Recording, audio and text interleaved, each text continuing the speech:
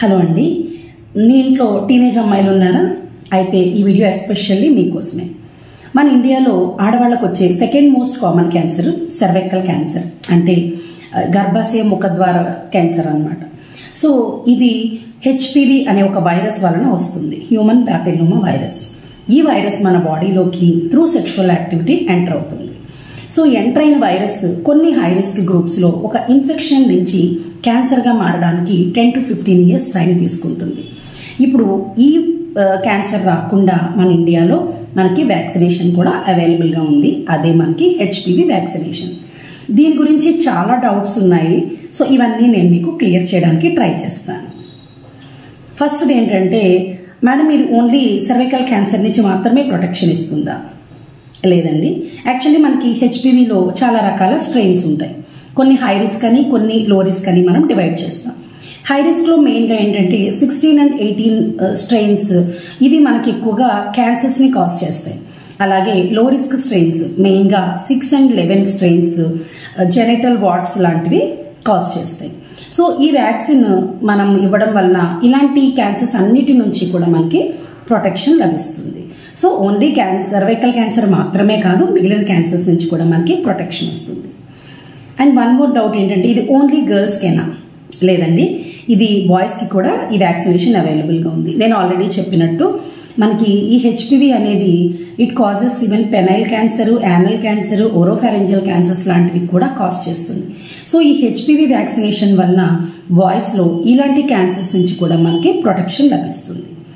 And one more doubt, single dose సరిపోతుందా?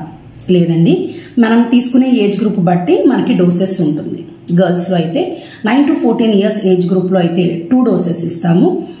0 and 6 అంటే ఇప్పుడు ఒకటి తీసుకుంటే 6 months తర్వాత ఇంకొకటి. అలానే 15 నుంచి 45 years ఏజ్ వరకు కొన్ని కంపెనీస్ మనకి 26 years ఏజ్ వరకునే ఆఫర్ చేస్తున్నారు. But any age after 14 years మనకి 3 doses, 0 to 6. ఇప్పుడు ఒకటి, 2 months తర్వాత ఒకటి, అక్కడి నుంచి 4 months తర్వాత థర్డ్ డోస్. బట్ ఎలా ఏజ్ గ్రూప్ అయినా కూడా మనకి బెస్ట్ ప్రొటెక్షన్ అయితే 9 to 14 years ఏజ్ లో ఇచ్చే మన ఈ vaccination is the best protection before onset of sexual activity. Same in boys లో కూడా 9 to 14 years ఏజ్ గ్రూప్ లో అయితే 2 doses, 0 and 6 months. అలాగే ఆఫ్టర్ 14 years అంటే 15 నుంచి 26 years ఏజ్ వరకు అయితే 3 doses, 0, 2 and 6 months. అండ్ ఇంకొక డౌట్, ఇది సేఫ్టీ గురించి ఎక్కువ కన్సర్న్ ఉంటుందండి. సో ఇప్పటికి వ్యాక్సినేషన్ మనకి వరల్డ్ వైడ్ ఒక 270 million doses వెళ్ళుంటాయి. ఎక్కడ కూడా మనకి దీని గురించి నెగిటివ్ రివ్యూస్ ఏమీ లేవు. సో ఇది సేఫ్ అండి, దాని గురించి మీరు వర్రీ అవ్వనవసరం లేదు. అండ్ దీనివల్ల ఫర్టిలిటీ ఇష్యూస్ ఏమైనా వస్తాయా? అలాంటి భయం కూడా ఏమీ లేదండి. ఈ వ్యాక్సినేషన్ తీసుకోవడం వల్ల ముందు వాళ్ళకి ప్రెగ్నెన్సీ రావడంలో ఇలాంటి ఫర్టిలిటీ ఇష్యూస్ కానీ ఏమాత్రం ఉండవు. అండ్ సైడ్ ఎఫెక్ట్స్ ఏంటి? సైడ్ ఎఫెక్ట్స్ నార్మల్ గా వ్యాక్సినేషన్ కున్నట్టే ఇంజెక్షన్ చేసిన సైట్ దగ్గర కొంచెం పెయిన్ ఉండడం, కొంచెం రెడ్నెస్ ఆర్ చిన్న స్వెల్లింగ్ రావడం తప్ప అంతకంటే పెద్ద సైడ్ ఎఫెక్ట్స్ అయితే ఏమీ ఉండవండి. అండ్ దీంట్లో రకాలు ఏమేమి ఉన్నాయి అంటే, మనం ఎన్ని స్ట్రెయిన్స్ ని కవర్ చేస్తుందో దాన్ని బట్టి మనము దాన్ని టెర్మినాలజీ వాడతాం. అంటే ఒక 2 kinds ఆఫ్ స్ట్రెయిన్స్ వాడితే మనం దాన్ని బైవలెంట్ వ్యాక్సిన్ అని, 4 kinds ఆఫ్ వైరస్ స్ట్రెయిన్స్ కనుక మనం కవర్ చేస్తుంటే దాన్ని క్వాడ్రివాలెంట్ అని, 9 kinds ఆఫ్ స్ట్రెయిన్స్ వాడుతుంటే దాన్ని నానోవాలెంట్ అన్నట్టుగా మనము దానికి టెర్మినాలజీ ఇస్తాం.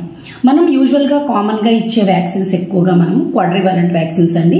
ఇట్ కవర్స్ 4 major స్ట్రెయిన్స్, అంటే 2 హై రిస్క్ లైక్ 16 and 18, లో రిస్క్ 6 and 11 గ్రూప్స్ ని ఈ వ్యాక్సిన్స్ కవర్ చేస్తాయి. అండ్ మ్యారేజ్ అయిన వాళ్ళకి ఈ వ్యాక్సిన్ పెద్ద యూజ్ ఉండదా? ఉంటుందండి.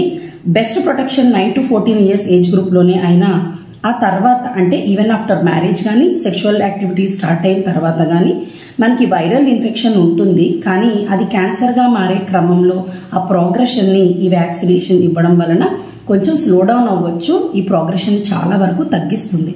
సో వాళ్ళకి కూడా this is useful. And one more ఏంటంటే, ఈ వ్యాక్సినేషన్ తీసుకున్నాం కదా, సో ఇంకా రెగ్యులర్ గా మనం ప్యాప్స్మియర్ తో మనం ఫాలో అప్ అవసరం లేదా అని కాదండి. మనం వ్యాక్సినేషన్ తీసుకున్నా కూడా ముందు జాగ్రత్తగా రెగ్యులర్ గా నార్మల్ గా ప్యాప్స్మియర్ ఎలా ఫాలో అవుతామో after marriage or after 1 year of onset of sexual activity every 3 yearsకి ఒకసారి ఈ ప్యాప్స్మియర్ ఫాలో అవుతూ ఉండడం అనేది చాలా ఇంపార్టెంట్. సో మీ డౌట్స్ అన్ని క్లియర్ చేశాననే అనుకుంటున్నాను. ఇంత కామన్ క్యాన్సర్ అండ్ ఎన్ని రకాల క్యాన్సర్స్కి కూడా మనము ప్రివెంట్ చేయగలిగే ఈ వ్యాక్సినేషన్ మీకు తెలిసిన వాళ్ళకి, మీ ఇంట్లో ఉన్న ఈ ఏజ్ గ్రూప్ ఆడపిల్లలకి ఎస్పెషల్లీ ఈ వ్యాక్సినేషన్ ఇవ్వండి అండ్ ముందు వాళ్ళకి ఇలాంటి క్యాన్సర్స్ నుంచి ప్రొటెక్షన్ ఇవ్వండి. Thank you so much.